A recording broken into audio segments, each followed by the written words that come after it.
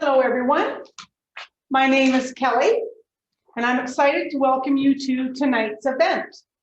I am here with Dushan Magdalene, the Executive Director from the Kamloops Film Society, and we are going to spend the evening learning about the Film Society and the upcoming Kamloops Film Festival. I have a couple quick announcements before we get started.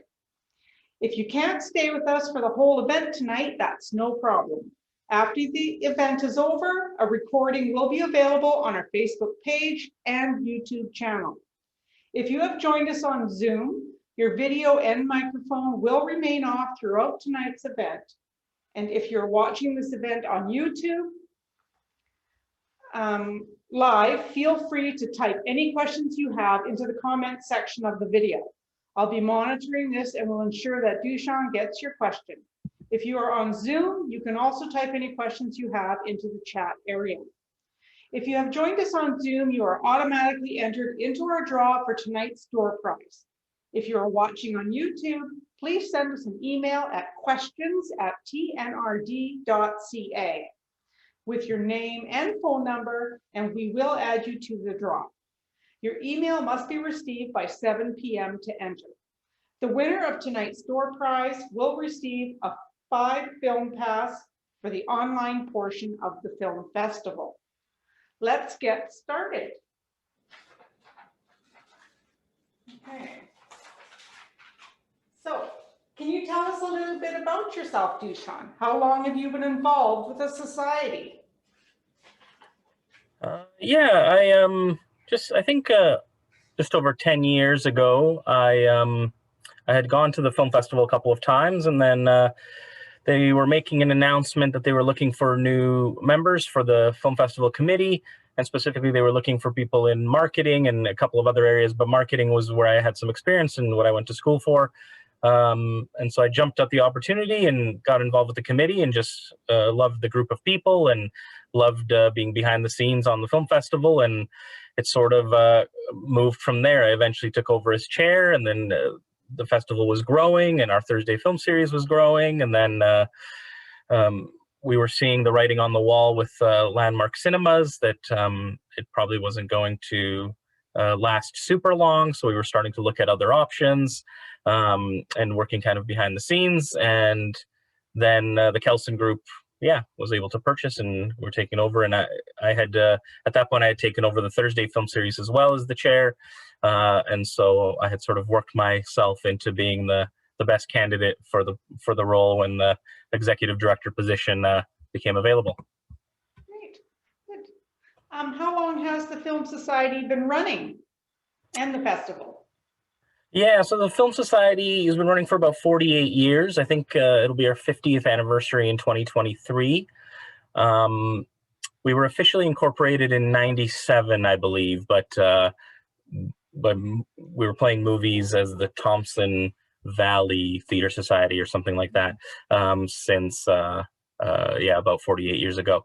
The festival, if you've seen any of our cheeky marketing, we're calling it the 24.5th annual festival. So this technically would have been our 25th annual, but obviously we want to save that where we can do some in-person events and that sort of thing. Though we are doing some exciting things with the festival this year, it's not quite the same. And I think, being able to get some people together, I think is more worthy of a 25th anniversary. Nice.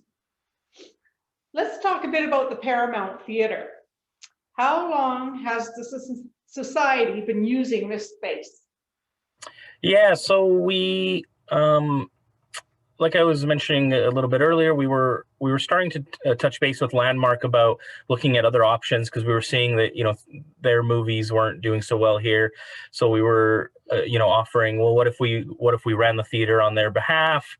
What if we did some kind of cost share and revenue share, and we would do more of the programming? They weren't interested in much of that, but they were interested in potentially an offer to buy. So we had kind of gone down that road, but our offer wasn't. Now knowing what it was sold for, our offer was quite a low ball, I guess. But it did help us because we had to do some planning and some budgeting, and have some ducks in a row to be able to do that. And we had full assessment done of the space and that sort of thing. So when the opportunity with Kelson Group came along, and Ron and Jason and Kelly approached us that they were looking at maybe buying the Paramount Theater, and that they'd love for us to be able to run it. We had some of that work behind us, so it wasn't just sort of going, oh yeah, let us run it, we love movies, we'll do a good job. We were ready, and yeah, we had some plans in place. Obviously there was still a lot of learning to come, even more than I had thought, but so we took over officially April 19th. But I was moving from another job, so I didn't start till May 1st, and we didn't really open till June 1st of 2019. So then we got real lucky where we weren't even a year in, and then the COVID happened. But at least we had that under our belts. If it had happened in like July, that would have been even worse. Right. Well, that just sends me into the next question. How has the society been impacted by COVID-19? Yeah, obviously, like any arts organizations and venues, it's been a struggle. The government funding, the wage subsidy, rental subsidy, we're eligible for a lot of things. There's obviously some gaps. The small business grant that's available in BC doesn't include nonprofits, so that's been a little bit tough. But yeah, we were shut down, so we snuck our festival in 2020 in under the wire. It was definitely impacted, especially the latter half, but I would say the whole festival was a little bit impacted. But definitely the latter half, we were seeing, tickets that had been sold, but people weren't showing up. So I think, people were starting to get worried. Nobody knew what was coming down the line, but we finished on Saturday, and on Monday we shut down, and we weren't open again at the theater here till September. And we were only open 1 day a week in September. And then we moved to 3 days a week in October and November. And then obviously we got shut down again at the end of November to health orders. And we've been shut down since then. We had a little blip in February where we were allowed to do some private bookings for 6 or less people, but that got taken away in early March, unfortunately. But we do our best to stay positive and to the overused word of to pivot as much as we can. We got together with some partners, Tourism Kamloops, Lee's Music, GK Sound, and the city of Kamloops brought us in on the Twin Rivers Drive-In as the sort of concept, and then it kind of made the most sense for us to take the lead on that last summer in the pilot project, and that seemed to go over really, really well. We started doing more of the private bookings in the fall, and those were super popular, where families, were doing birthday parties and that sort of thing, and date nights and all of that, and that was working out really well. We launched a new membership structure, so we keep trying to sort of roll with the punches. And this year, we're obviously bringing the drive-in back, and we're taking control over some of the technical elements. So we actually received some funding from BC Arts Council towards the drive-in, which allowed us to purchase a new projector, and also the other equipment to go with the drive-in. So even in future years, hopefully, we probably wouldn't run it April to October in the future, but we'd love to find a more permanent location, because once there's sports going on full bore, I don't think MacArthur Island is going to make sense. But we're there again this year, which is exciting. But we're hoping to look for a venue in the future as well. So we've been doing kind of what we can. We've especially in December, we were able to get some donations from our generous patrons, and we've been tapping into whatever grant funding we can. But we don't have any operating funding from any granting bodies or anything like that. So operations did drive a lot of our revenue, so it's been difficult, but we're doing what we can, and we're excited that we have the opportunity to still have a film festival. Yeah, good. Through all the years that you've been involved with the Kamloops Film Festival, do you have a favorite event or moment? Yeah, it was I was thinking about that, and all of them kind of have their own sort of special place. I'll start with the film because I do have that. So a film called The Band's Visit from a bunch of years back. And one of the reasons I really like that film, it was one of those sort of like Trojan horse kind of films, because when I originally watched it as part of the film festival, I was sort of like, oh, that was pretty good, but didn't think much of it. But then, certain films you see and they sort of they sit inside of you, and you suddenly find yourself, every day you're thinking about it, and a week later you're thinking about it, and certain moments and beats in it. It brings up some emotion even talking about it now, just because it's such a beautiful film. It's very simple. And so, and then I realized I actually loved the film.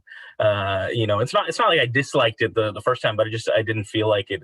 Some movies you watch and immediately, but that one, not so much. And so I've always found that so beautiful, because it kind of slowly worked its way in there. As far as moments, it's always great to have guests out, especially, some guests are kind of all business, which is great too. They come, they do the Q&A, they go back to their hotel, or they have some connections here, so they'll go hang out with family. But certain guests that are able to come by, and you're able to kind of talk to them a little bit about their career trajectory and what they're up to, and how they're doing things. And sometimes the film that we've played is the one that's kind of like getting them to that next level, and so it's really quite interesting. So the ones that kind of engage with us more, and us being the committee, that's always really fun. Well, tell us about this year's festival.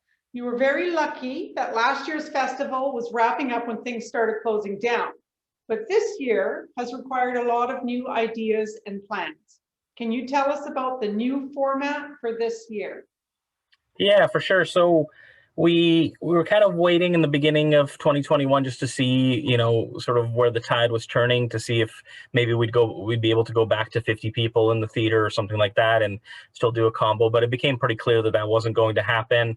And so then we started thinking, okay, well, when would we start the drive-in, and how early could we start it, without it being too cold for the volunteers and staff, and even the patrons, if you're doing it midwinter. And so then we started thinking, okay, well, if we push back the festival a little bit into April, and do that, and more sort of platforms were coming up for the online aspect of the festival. So we knew we wanted to kind of do a hybrid, so we give everybody an option. And the other thing is, it provides us a safety net if the restrictions get even tighter before the festival starts. The festival isn't dead. We'd have to potentially shut down the drive-in, but we'd still have that online component. So that was another sort of bonus of the online thing. And once we knew we were going to do that hybrid, we were sort of going, okay, well, as opposed to just saying, all right, we'll do it this way because we have to, I always like to look at, well, what are the advantages of the disadvantage? We can't do it how we've done it before, but what are some things we can do this year that maybe we weren't able to? And so, we were able to reach out to some guests that were further afield. So we've got some online Q&As, as for one of our guests is from LA, and everybody's from out of town. Maybe with their schedules, they may not have had time to come in, but they do have time to get on a Zoom and chat with us. The other thing is, with going online and the scheduling being different because of that, we have more films than we've ever had before. And because our events need to be virtual, we were able to reach out to local acts and performers and entertainers, from Uncle Chris the Clown to Jeremy Nisha to Madison Olds to Clinton W. Gray, who's a magician. We've even got Patrick Maliha from Edmonton, I believe, who's a stand-up comedian who's done a set for us. So all these people, Slow No Tempo, the Barbershop Quartet. So these kind of events that we, again, we wouldn't have the budget to bring all of these kinds of acts in to perform live at a regular show, but we are able to, some of them are using work they've done in the past. Some have recorded original recordings just for this specifically. So it's a little bit of a mix, but basically at every film at the drive-in, there's some sort of event happening beforehand, which is really fun. And again, something that in a normal year wouldn't be as doable, but because of how we're doing things, it becomes a possibility. So yeah, and the other thing that I often forget to mention, but I think is a cool bonus this year, is we're not able to have a concession at the drive-in again. It's the same rules as last year, but what we are doing this year is we're doing pre-order concessions. So if people order online, we'll have their items waiting for them at the gate when they come to the drive-in. Or we're also open 12 to 6 every day of the festival, and so people can pop in, grab their popcorn, head home, and watch on KFF online.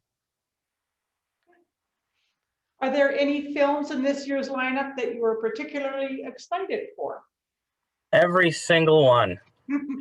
I do think another sort of again, silver lining, a sort of sad silver lining, but because we've been closed since November, even though there's probably a little bit less, a little bit fewer films coming out in general, there's a bunch of films that we would have played in end of November, December, January, February, March, that we weren't able to. So they created this backlog of amazing films that we're now able to bring in for the festival. So that's really exciting. Like we've got a ton of Golden Globe and Oscar nominated films in the lineup, which is always really cool. Hopefully we'll have some winners. We'll find out during the festival at our virtual online watch party.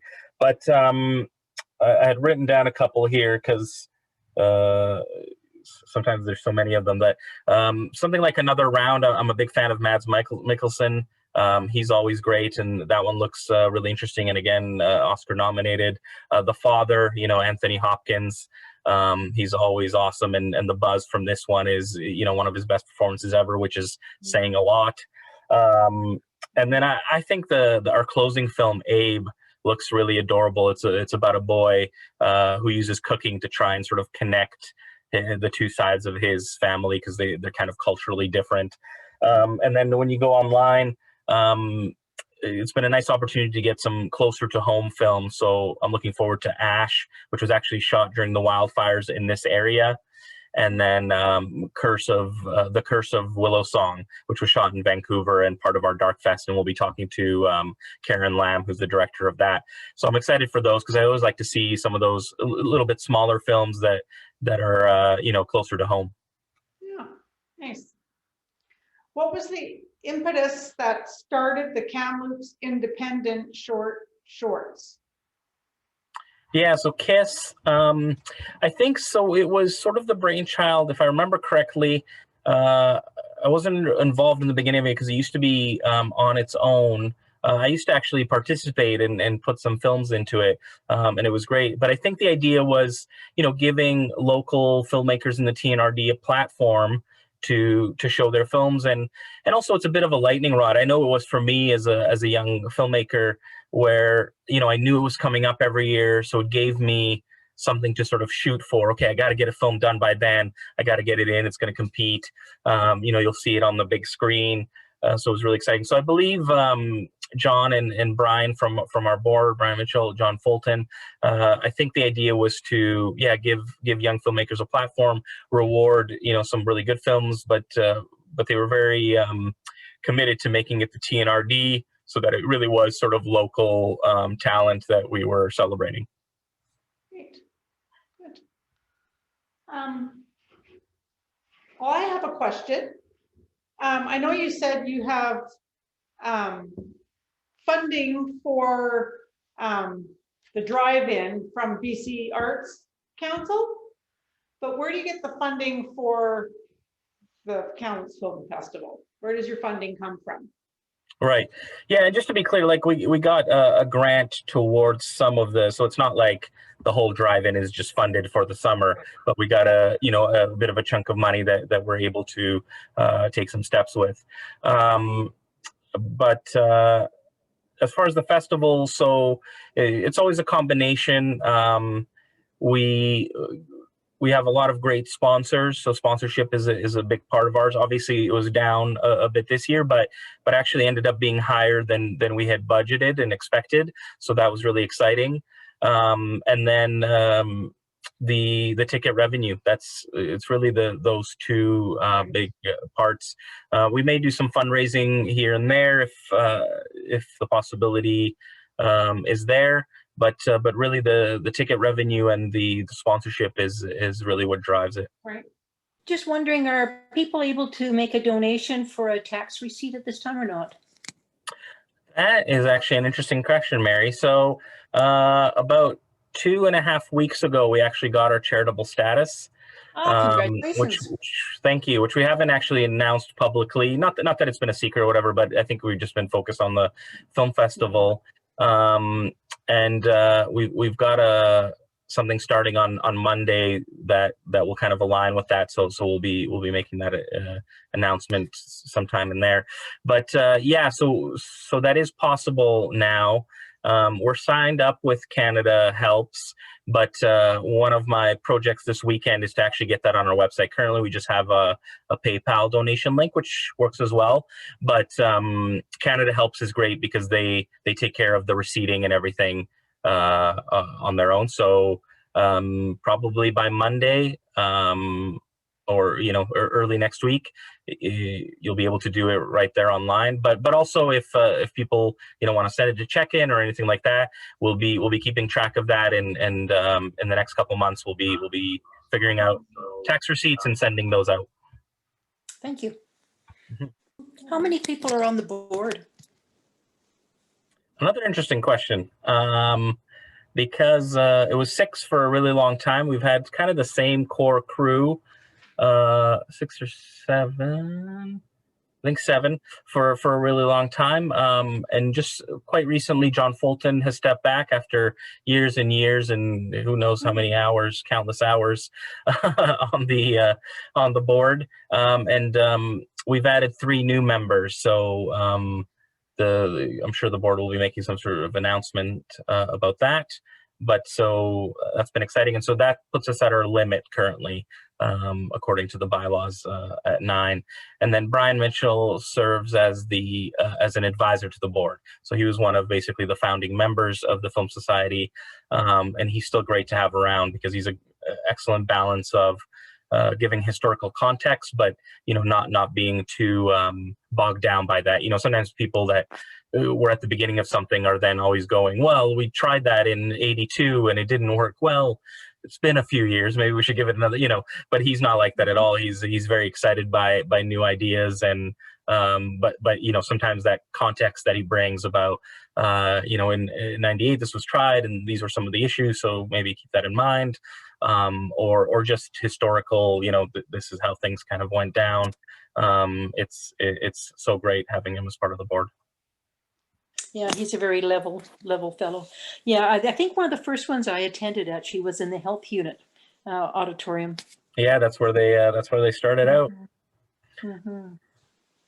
Just a few short years ago. Yeah, just I think my parents were under 10 anyway. When it started. So I didn't realize there was 2 parts to this whole thing. So the online portion, just go to the website to check that out. Yeah, so you can link to the website, and it's the platform we're using seems to be kind of the gold standard right now, and it works fairly slick. There's 23 films on that, and then a separate 15 films at the drive-in. Do they overlap? No overlap at all. Yeah, two distinct sets of films. Good, thank you. Well, just that there's no overlap in the way of timing wise. No, so online it's you watch at your leisure. So that's another kind of benefit of if you're someone who likes to watch movies at 4 a.m. And the festival doesn't usually have 4 a.m. films. This is your festival. Thank you. Mm-hmm. What was that film you mentioned that had Anthony Hopkins? The Father. The Father. Yeah, so that's playing at the drive-in. So another round, and The Father and Abe are at the drive-in, and Ash, which again was shot during the wildfires here in the interior, and The Curse of Willow Song are both online. So with the online viewing, is there a time frame? Like you say, you can watch it whatever time you want, but is it only like for a 2-week period? Yeah, so another great question, Mary. This is good. Yeah, so it'll open up on, so you can buy now, but you won't be able to start watching till the festival starts on Wednesday, April 21st. But you'll be able to start right in the morning. I think it fires off at 12 a.m. But actually, the ticket sales stop on May 2nd at the end of the festival, but online will be available for another week. So let's say you get a full pass, and you're trying to see all of them online, and you've got 6, you've watched 17 and you've got 6 left. You'll still have another week after the festival to watch. You just won't be able to purchase anymore. But if you've bought a 10 pass or and then the way it works is you have 24 hours from when you start watching it to finish it. Oh, okay, thank you. Yeah, so Do we're you good. have a need for more volunteers at this point? I'm just wanting to send the word out to friends and family. Yeah, please do. Okay. I think the first 6 or maybe even 7 days were fully covered, but then there is a few films sort of in the latter half of the festival at the drive-in there that do still have a few spots. So yeah, if you can get the word out, it'd be great to fill those up and be ready to rock. Well, I have a little film to show, and then a little video, and then the draw. You're all automatically entered into the draw. So, okay. Hi everyone, my name is Catherine Schmidt, and I am the Coordinator of Adult Services for the Thompson-Nicola Regional Library. I'm here to talk to you tonight about all the amazing things that you can get from your public library for free.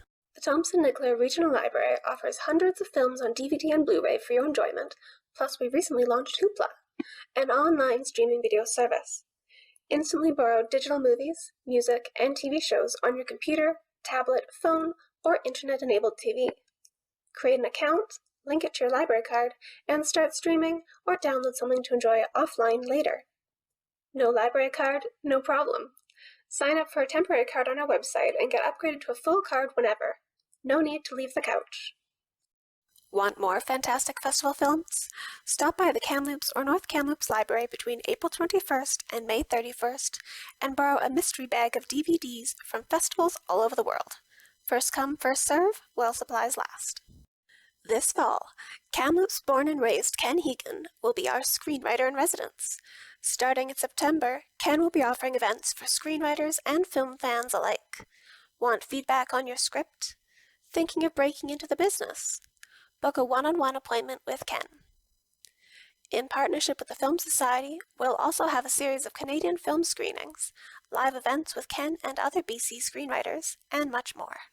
Can't wait for fall to talk about screenwriting? You're in luck. On June 3rd, we will be hosting a virtual event with Vancouver-based screenwriter and author Rosalind Muir. Her 2015 film The Birdwatcher was the winner of several awards at festivals around the world and is currently available for viewing on Amazon Prime. You can watch this event live on the library's YouTube channel or register to join us on Zoom or via teleconference. Contact the library for more information.